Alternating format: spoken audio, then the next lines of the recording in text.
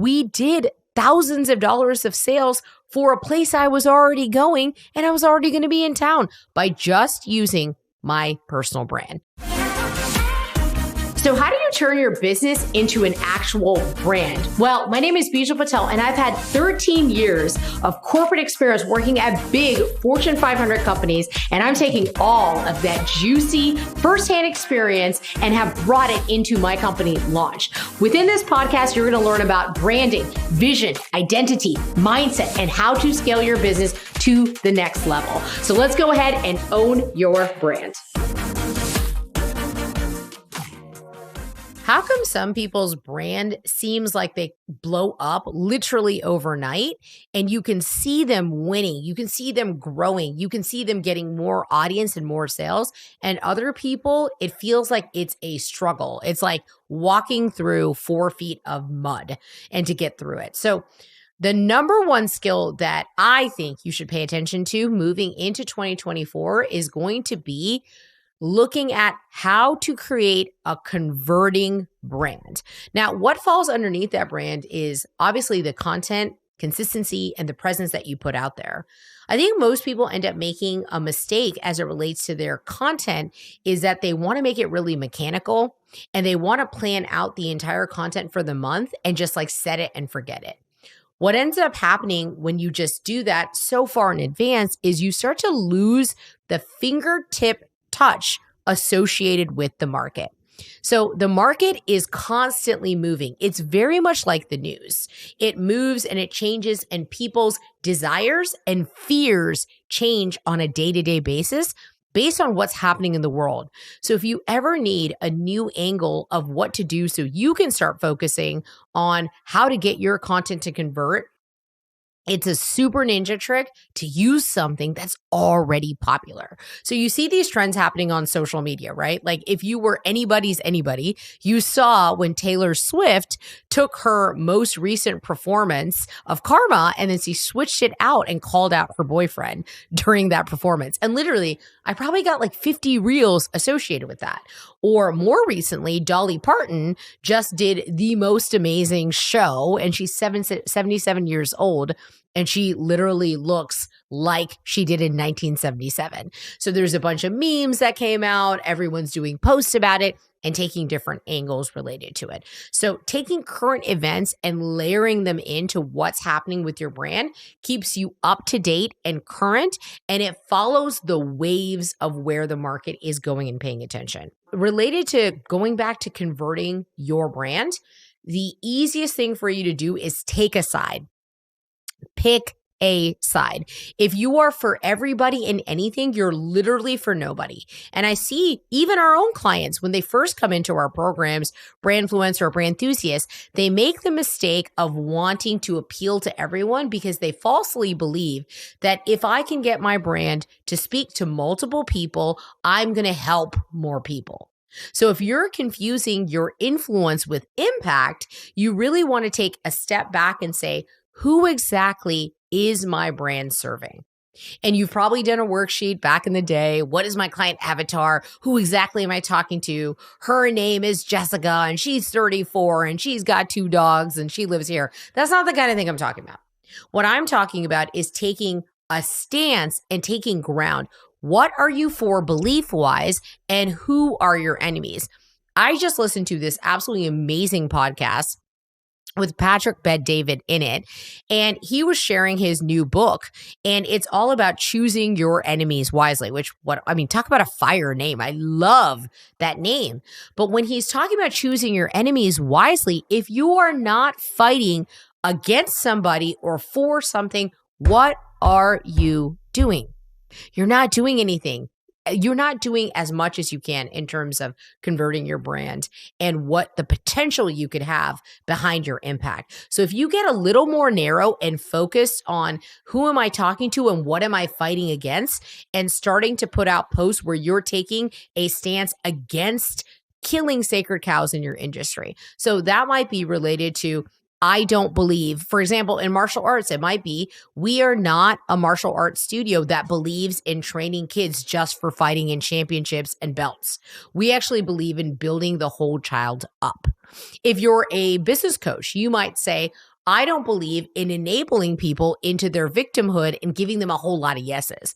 I've now invested over, at the time of this recording, over $300K into my business. $300,000. That's for you, the haters out there on Instagram. Yes, I've invested that much into my business and my personal growth. And I have to say that because these clowns, I swear to God, on Instagram, they're just something else.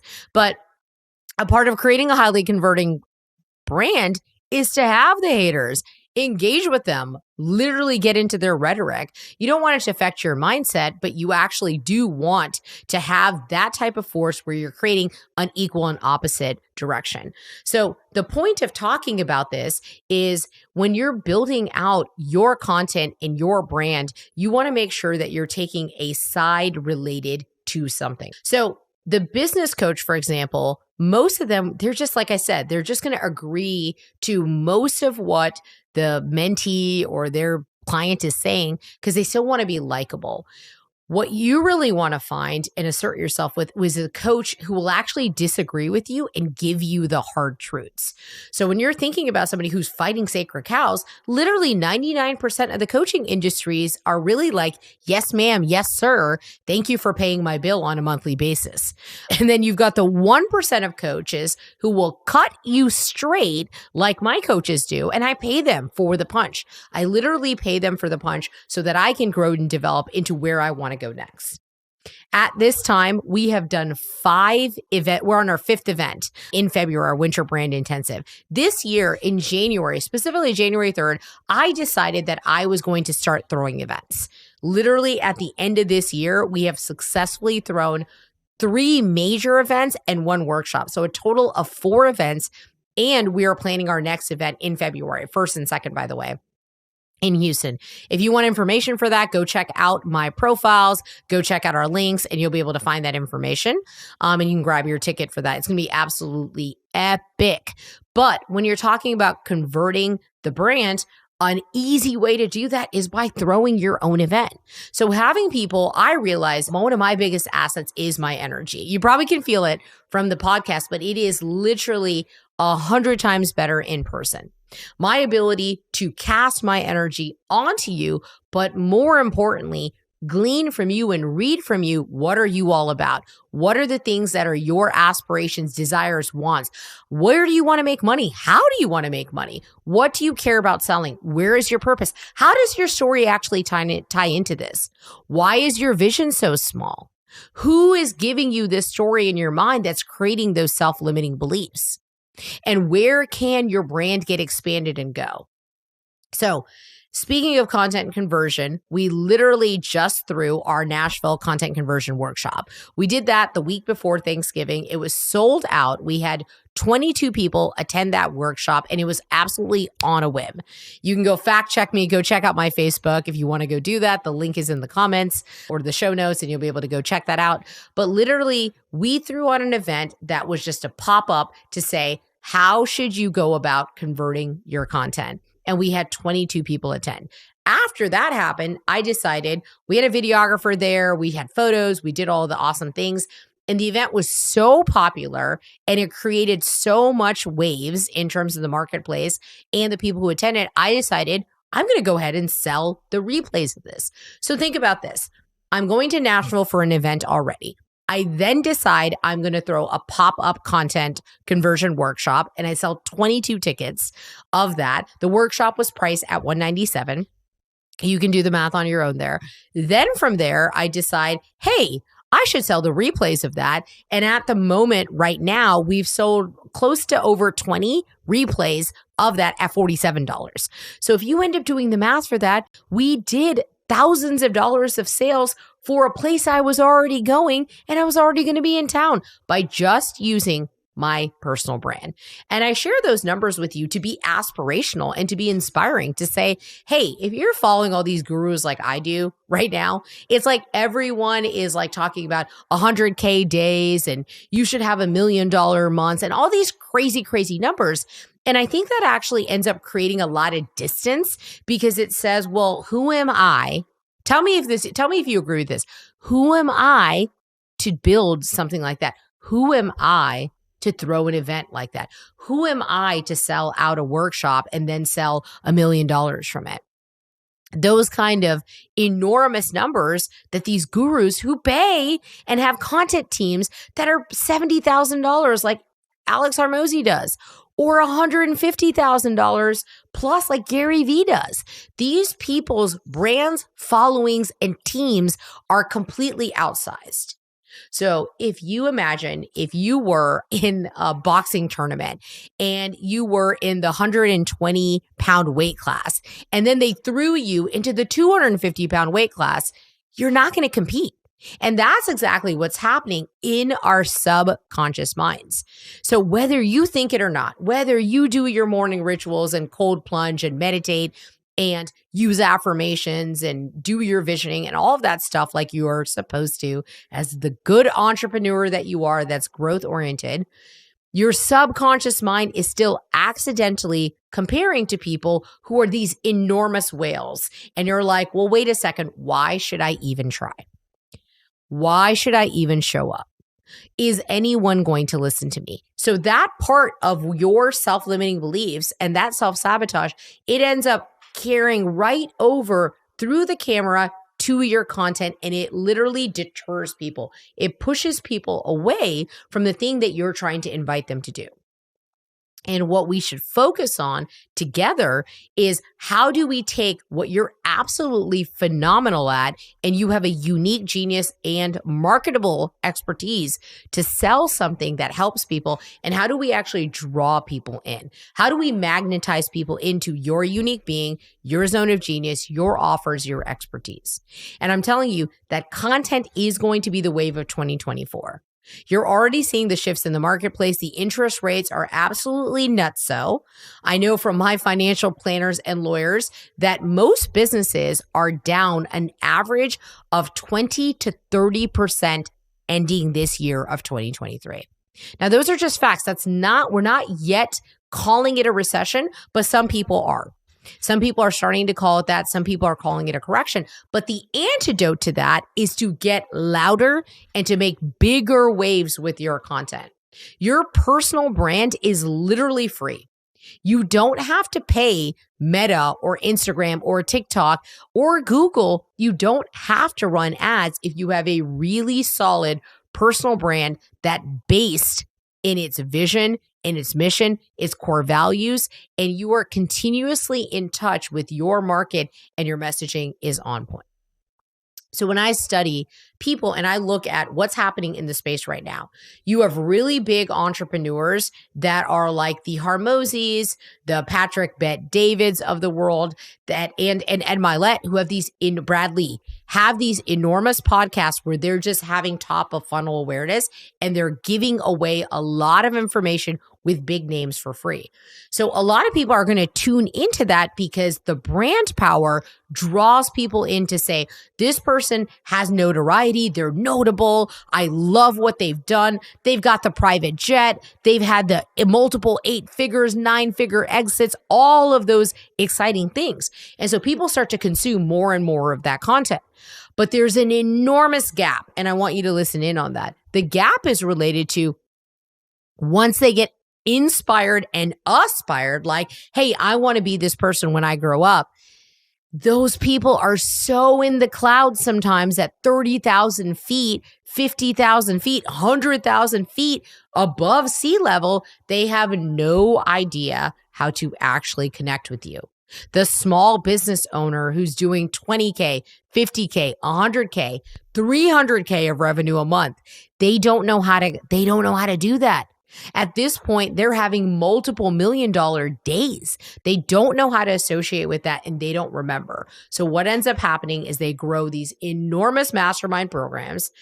there's only one of the guru, except for there's, 200, 300, thousands of people that are enrolled in the mastermind who then cannot actually take all the trainings, customize and apply it to themselves. So this is where the gap is. And this is where your content can come in and say, hey, I love that you were inspired by that. That's absolutely amazing. Ed Milet is doing some rocking things out there, and there is so much to learn through his story and the people that he brings on there when analyzes their books. Ask me though, at the end of the day, how many of those motivational podcasts that you and I also listen to have actually put money in your bank and food on your table? How many? How many motivate? You get pumped up, you might go do some things, and it lasts for a day or two. But the problem with motivation is that it's ethereal and it starts to dissipate 1 to 2 days to 3 days. You are lucky if it lasts for more than 3 days, if that energy is still there. Hey, real quick, if you've gotten even one piece of gold from this podcast and you're finally starting to understand how branding and brand strategy is going to take you to the next level, would you do me a favor and either subscribe or leave us a review? That would be so amazing. Share it with a friend, send it to somebody who needs this, and let's get back to the show. But when you understand that is a gap in the marketplace, it's a perfect place for you to come in and say, what are the 3 aspirations? We're going to go into something tactical, something that you can use. I've promised, as a part of listening to my podcast, investing your time into what we're doing, that you're going to be able to learn something and, more importantly, apply it. So I want you to take a look at 3 aspirational, big time competitors that are in your space. It can be somebody direct that you compete with, in the sense that, yes, if they're going to buy their thing, they're probably not going to buy your thing. Like, let's say you're a coach, you might compare to Tony Robbins. Or let's say you're somebody who has a vacation rental and then you have a couple of vacation rentals, and then you're trying to compare yourself to Airbnb as a company. So, you've got these big time aspirational people who don't exactly compare to who you are and what you're doing, but you do have clients and you do have an offer that actually serves a group of people. What you can do is look at those 3 people and go and analyze, where does their product offering fall short, or where does it have gaps? The way to look for this is at the hints. If you can find any public reviews, or more importantly, if you can find anybody who's actually been in those programs, and just ask them questions. Get curious. Say, what were the top 3 things you took away from the program? And what are the top 3 things that you think that you would have wanted more help or support in? You are going to find that literally how to apply the training back down to who they are, what their business is all about, so they can see the revenue come into their business, is going to be an enormous sore spot. So that's what ends up happening with those really big programs. And it's a great gap and a bottleneck for you to be able to step in and say, hey, so I do this specific type of consulting. Maybe you're a fractional CFO. Okay. So you've got these really big companies that offer those services. What can you do specifically as a small business owner with a small team? Let's say you've got 10 people or less on your team. Maybe you even have just a VA or 2, but you're obviously serving certain people. Are they getting mixed up when it comes to bookkeeping, their CPA services, their tax services? Where specifically is the gap where those big time coaches and big time names are selling something, but the product falls short? I remember specifically, I ended up taking a course where I learned how to make quizzes. And I'm just going to leave the name out of this. The product was good. But what I realized is that it was so complicated and it literally was so much work to do that even with their "we'll do it for you" option of buying this, which I paid for 100%, because if I can pass off a $10 an hour task, I absolutely will. What I realized, even in paying with it, it wasn't truly a done for you the way that it was marketed. It was a done with you, done for you.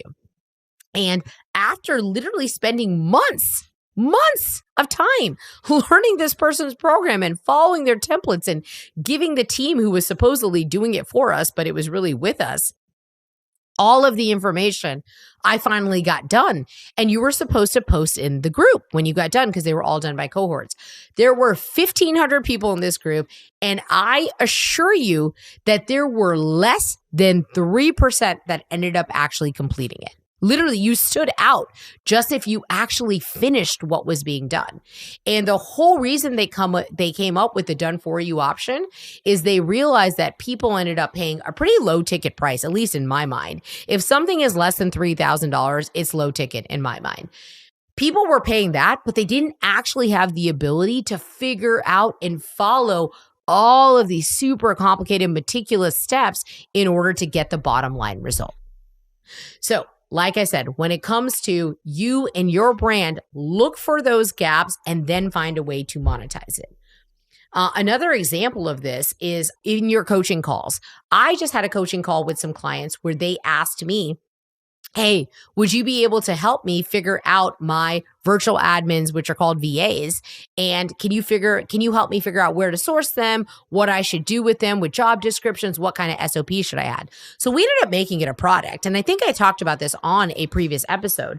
We ended up naming it, we called it VA Vault, and we ended up selling it between $197 to $297. And that product is going to be released on Friday, December the 15th. And we've literally already pre-sold it. And my team is doing the majority of work to actually fulfill on that. So when you're talking about content conversion, it's another opportunity for you as an owner to not have to be the one who's fulfilling on it. If you're doing coaching, if you're doing speaking, if you're doing agency work and you find yourself being the face of the brand that markets and sells everything, and then you're also the face of the delivery system and of the customer service experience, client service experience, and you're on the back end fulfilling everything. You're literally burning out from two ends of the candle, and that's not going to work for you long term and where you want to go. So the coolest thing about this is our team ended up having so much fun talking about this and thinking about this. Like I mentioned this in previous episodes, is that when you're having fun with the thing you're doing, you're literally unstoppable. So I'm going to invite you in to say, where do you get excited as it relates to your content and what you sell and the enthusiasm behind your offer? I know for me, the thing that makes me most excited, you probably think it's graphic design. Yes, we do absolutely world-class, beautiful work. Our design work is bar none. We look better than anybody in this space, and we have both the clients and the investment prices that reflect that. We are not here for the startups and the newbies and the budget seekers of the world. We are not here for you. If you would prefer, you should just go on to Fiverr or 99 Designs or whatever it's called, and you should just get it done there. That's not what we do. We actually build businesses into brands, and we know exactly who we serve, which is at minimum $20K a month of revenue. That's at minimum. I actually can't even imagine for my business where I'm at personally, which I wasn't always here.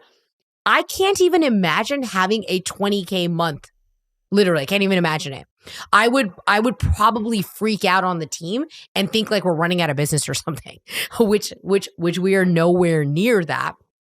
But for us, 6-figure months are normal. That's a normal thing. We're like, oh yeah, that's what we did. We don't even celebrate it anymore, to be totally honest with you. We're past that point. And so when you're in business and you're surrounded by the right people, the right mentors, the right investments, which branding gives you a long-term ROI, and we have proof in our own pudding. I see all these brand strategists out there pushing their content, and they have good ideas, and some of them do have good work. Like we actually just collaborated with another designer on Roof Camp, which is one of our clients, ended up building a whole event. He totally sold it out, and he's bringing me to come speak and be the keynote speaker for his first 2-day event. And I absolutely am stoked to go deliver what it is that we do. We're going to help a bunch of roofing companies and the people that attended figure out what is their mission statement, what is their vision statement, and it's going to kick off the event with that 30,000 foot pie in the sky. What is the North Star of their company? Most people don't know that for themselves because the mission statement they have is either old, outdated, antiquated, or inspiring to no one. And lastly, no one on the team remembers it. So I'm going to go install that into this group. How did I get that opportunity? I got that opportunity by consistently putting my brand out there to be able to attract somebody who has a multi-million-dollar roofing company and was already on his way up to say, let's go ahead and refresh my brand because I want my culture to reflect the actual values that I have. The actual mission and vision statement that I have out there. I want my guys, my sales guys or girls or whoever, I want them to know what we're all about as a company. And I literally want to recruit world-class talent. So when you get opportunities like that, you're like, oh, wow, cool. What else can I do with that? Well, of course, I'm going to make sure that that gets filmed. I'm going to reuse that as a part of my content. And I can even work on what do I need to do in order to resell the talk that I give there. It might be that I give the same talk and workshop on my own and decide to do it. It might be that I choose to sell the replay. Obviously, I'm going to be in the room and I'm going to meet all of these people that are attending there. And that's going to be an opportunity too. So your content will convert if you have all of the strategy behind it to interweave. What is my brand's visuals? What are my logos? What are my colors? What are my symbols? What is my actual content strategy? What do I talk about and where do I talk about it? A diluted brand gives no focus. A diluted brand is similar to a flashlight. A flashlight emits light, but a laser beam actually cuts through things. And so there's a complete difference in the efficacy and what ends up actually penetrating what the market is wanting. So I just learned this fact recently. Black Friday sales were up by 22% this year. 22% Black Friday sales were up. The question I have for you, did you participate in it? And did you actually make any money from Black Friday? If you're like most people, the answer is no. The second thing is, I don't know, I would have felt salesy. There's already too much noise in the marketplace. I didn't want to discount myself and look like I'm a cheaper brand. And it was hilarious because I saw all of these people throwing shade at Black Friday on Black Friday and be like, here goes the coaches and consultants selling their 10K offer for $10.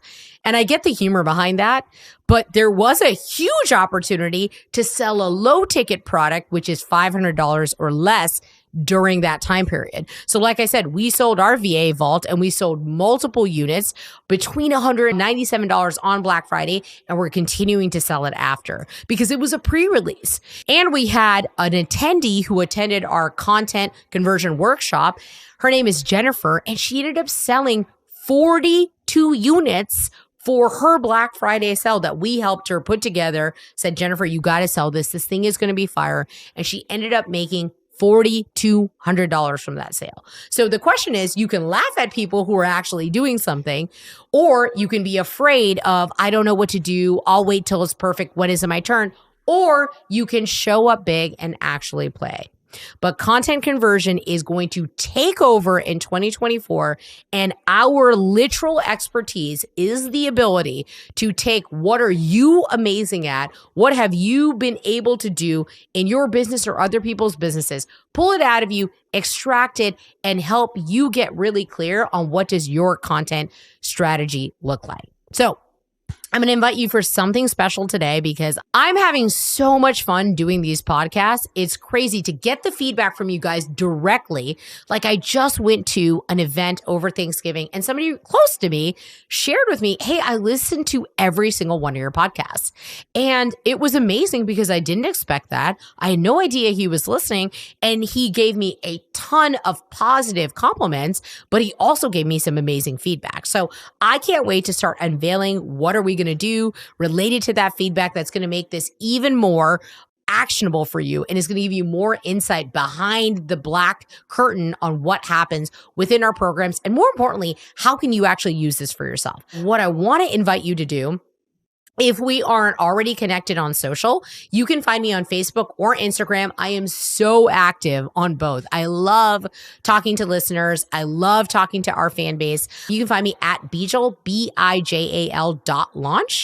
Again, that's at Bijal, Bijal.launch. The link will be in the comments so you can come find me on social. Shoot me a DM. Tell me what you thought of this episode. If you have an idea for your own content or a front-end product you want to sell, run it by me and I'll give you my opinion. But what I am looking for, what I need from you guys, if you're willing, is drop us a review, be totally honest how you feel about it, and give me a topic idea. And I will literally make one of our podcast episodes for you and the topic you choose. So hope you enjoyed this episode and I'll see you on the other side.